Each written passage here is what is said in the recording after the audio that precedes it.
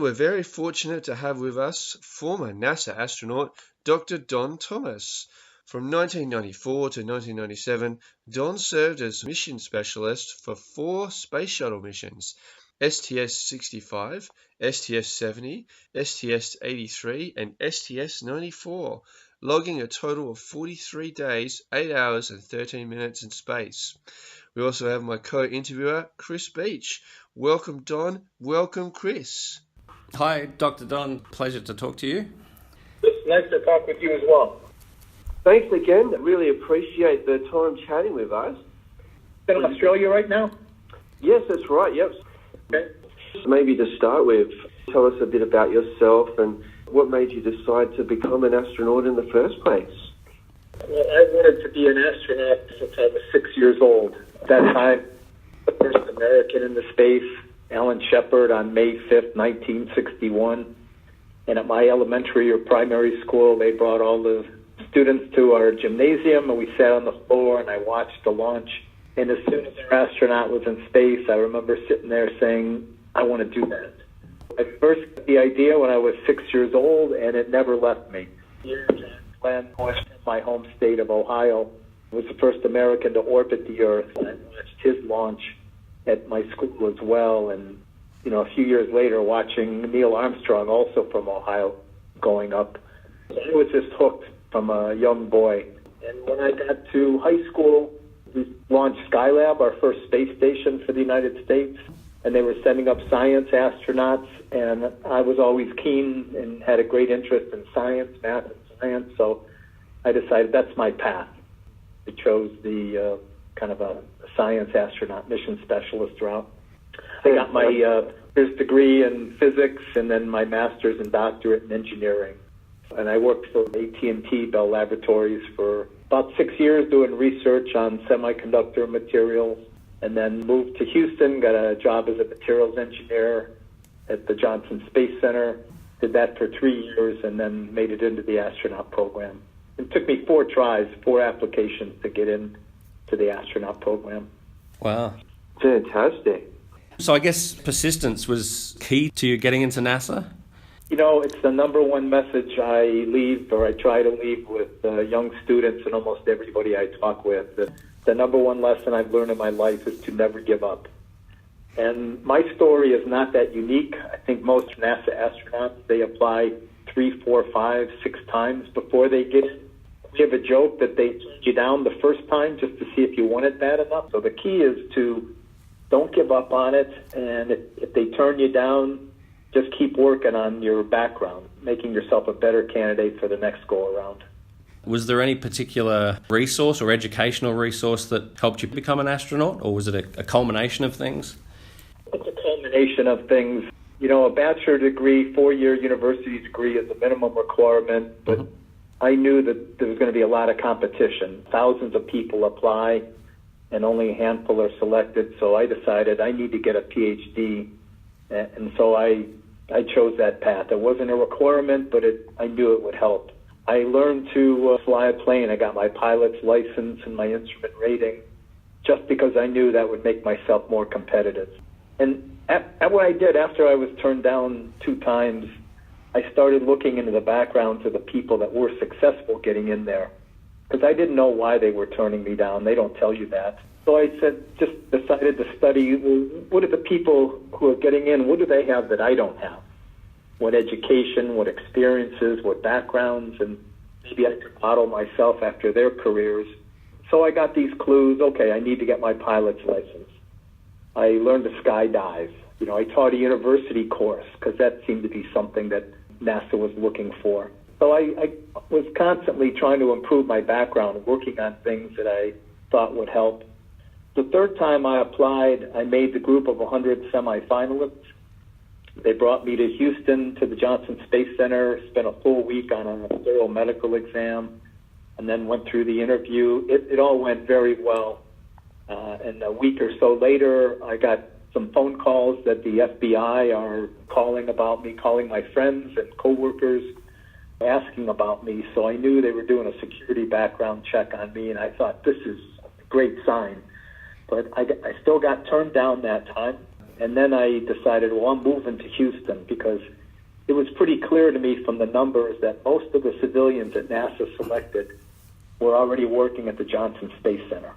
Not all of them, but the vast majority. So I thought, well, I'll quit my job.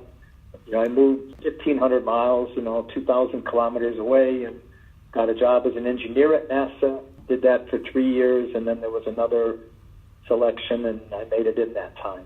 But I think it all helped.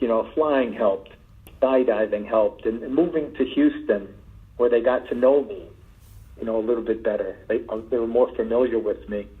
That, I think, ultimately helped me get into the program. Fantastic. We noticed that your website, ohioastronaut.com, and one of your missions, STS-70, was nicknamed the All-Ohio Mission. How did that come about? We had 5 crew members on that flight, and when we had one of our first crew meetings, we kind of made note of that. Only our pilot, his name is Kevin Kriegel, he was from New York State. And we had the idea to ask the governor of the state of Ohio if he could make our pilot, make Kevin, an honorary Ohioan. So I called the governor's office, told them what we were trying to do, and they said, yes, we can do that. And they made up a very official proclamation from the governor making Kevin an honorary Ohioan. So we said we had the All-Ohio Space Shuttle mission. And Kevin is from a small town called Amityville, New York. It's on Long Island. And there's a famous horror movie called the Amityville Horror. And that's where Kevin was from. And his city there, the city of Amityville, made each of us honorary Amityville citizens. So they also claim to have the All-Amityville Space Shuttle mission. Great, great, wow. The other thing we noticed is that the unofficial mascot of STS-70 was a woodpecker. Can you tell us a little bit about that? We were known as the All-Ohio Space Shuttle mission up until 1 month before our launch. We were going to launch in June of 1995 aboard Space Shuttle Discovery. And just 1 week before our scheduled launch, a woodpecker came in and attacked our external tank, the big fuel tank on the Space Shuttle. And this one woodpecker drilled 205 holes in the soft foam insulation that covers the aluminum tank. So decided they had to repair all those holes. They delayed our mission by a month, so we became known as the Woodpecker Crew after that. That was another name for it. And Woody Woodpecker, a cartoon character from Universal Studios, became our unofficial mascot during the flight because of that. Again, it was just more silliness and just a way to have fun. A lot of countries are starting to develop their space industries. And in particular in Australia, there's now a budding space industry sector here, and the government is preparing to launch a space agency. Is there any advice that you would give to fledgling national agencies, particularly in gaining public support for a space program? I think they frequently ask, in the United States here, what are the spin-offs? What are the benefits of the space program? And sometimes people will say, well, Velcro was developed, or Teflon, or miniaturization of electronics that we use in our electronics today, our cell phones. So there's a lot of technology that gets developed that can be used and companies will make great profits from. But in my opinion, the greatest spin-off and the benefit of the space program is the inspiration it provides for young students. This will be true in Australia, India, any country with a space program. And it's a tough impact to measure. We don't have a way to measure how many students were influenced or how it changed their life, but I'm a living example. It changed my life. I came from a very poor family. My parents got divorced when I was like 8 or 9. My father took off. So I was just raised by my mom, and not from the best family background, but I had this dream, I had this inspiration that our space program provided, motivated me to go to school and get my bachelor's degree. I stayed in school and got my PhD as well. So it's a huge impact that the space program can have in math, science, all the STEM fields, that you mentioned earlier. So I think that is one of the greatest spin-offs, and it's a hard thing to tell politicians, but maybe they can see that. They'll see the young generation of Australian students with stars in their eyes and saying, hey, I want to do that. I want to be part of a mission to space. Or I'm going to work harder to become an engineer to work for the Australian Space Agency. It can have huge impact, that inspiration component. And it's nothing we can measure very effectively, but I think it's one of the greatest benefits of our NASA program. Even today, young students are still inspired by our space program. Have you ever visited Australia? Is there a part of Australia that you saw from space that you'd like to see in real life? I'd like to see all of Australia in real life. I've only passed overhead. It's on my bucket list. I remember on my first mission on STS-65 in July of 1994, made many orbits of Australia. And when I first saw, I think we were flying over the outback when I first looked out the window, the beautiful orange and red coloration that I could see. If I didn't know better, I would swear we were flying over the planet Mars. Wow, this isn't like the rest of the Earth that I've seen. And I've seen the Great Barrier Reef along the East Coast coming down there, and it's so spectacular to see that. So I would love, it's on my bucket list, so I really want to come down there to see the country and all the beautiful sights you have down there, to see them with my own eyes. I'm sure we'd be happy to show you around if you're ever down here. Definitely. With the evolution of the space industry, it's opening up to the general public. Do you think that the kind of missions that you did in the 90s will still exist, say, 10 or 15 years from now? The kind of missions we did were scientific missions. Doing microgravity experiments. We were launching satellites from the shuttle. We built the space station. We're still going to be doing those types of missions as well. But there will be a host of the private missions just for tourists to go up and see the Earth. And I think that's a great thing. There's two ways that humans are changed when they go to space, and every astronaut would probably tell you the same thing. The first thing you recognize is how fragile the planet is. You see how thin our atmosphere, it's paper thin from space. The blue sky doesn't look like it goes on forever and ever like it does on the surface of the Earth. You see it as a paper thin layer protecting us. Impacts that humans are having, cutting down the rainforest, cutting and burning of the rainforest, and pollution coming down river deltas. And you see all this with your own eyes. So the more people that can get to space to see that, I think it'll change more people in their view of our planet here and how fragile it is. On my first mission, looking out the window, maybe within the first 10 minutes, one of the thoughts that hit me was, boy, I wish my wife could see this, my mother, my brothers, my best friends, my neighbors. I wish there was a way that I could swap places with them for 15 seconds, just so they could see what my eyes are seeing. And even 15 seconds of looking out the window, I'm quite sure that it would change, whoever was looking out that window, the perspective of our planet. So all these commercial endeavors, Virgin Galactic and SpaceX coming up, Blue Origin, all of these, new commercial companies coming along, the more people that they can get up to space, I think that'll be only a benefit for everybody here and for our planet. The other way, besides appreciating how fragile the Earth is, it changes your view of your place on planet Earth. As you know and mentioned, I grew up in Ohio, and I call myself an Ohio astronaut. That's my website, and that's how I always identified myself. But today, if you ask me, where are you from? I would say, well, I'm from Earth. I feel Earthlings here, and it doesn't matter to me what city, what country, what continent, what religion, none of that matters. That we are all more similar than we are different. Sometimes there's competition between cities or states or countries, and I think it's so petty. Hey, we're all here on planet Earth. We all have to work together to protect our planet. So I'm quite excited about the commercial opportunities, just getting more people up there so everybody can see the Earth. Do you think with the evolution of the private space industry, you would ever go back yourself?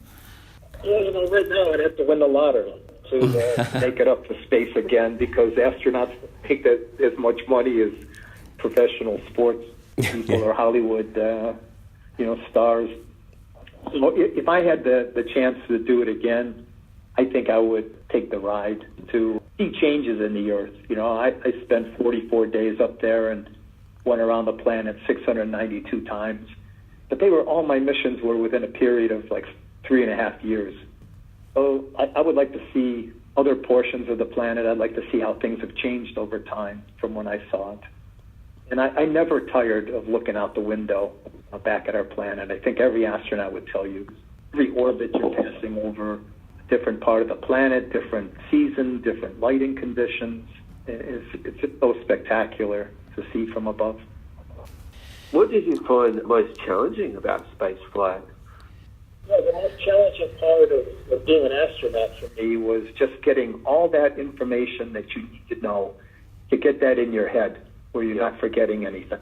And that's why for my first flight, for most astronauts, for me it was 4 years training for my first flight. 4, 5, 6, 7 years is not uncommon, especially with how complex the International Space Station is, multinational training you need to do. So I think that the challenge is just getting all that into your head, and so that when comes launch morning, when it comes, you're ready to go. You've got all the procedures, you know how to do everything, you've got confidence, and you can just go ahead. That was the hardest part. And then just dealing with the separation from being away from your family and friends and on planet Earth. Even though I was only flying, say, 300 miles above the Earth, or 300 kilometers up there, I felt like I was 1,000,000 kilometers away, totally detached from planet Earth. We would pass over Houston, and I could look and see the city where I lived. I could see that down below, but I felt 1,000,000 kilometers away from it, just totally detached. Today we an internet Skype-type telephone up on the space station, so the astronauts can call their families almost every day. They can call anybody they want, nearly 24 hours a day. Little tricks like that help you stay connected with people on Earth again.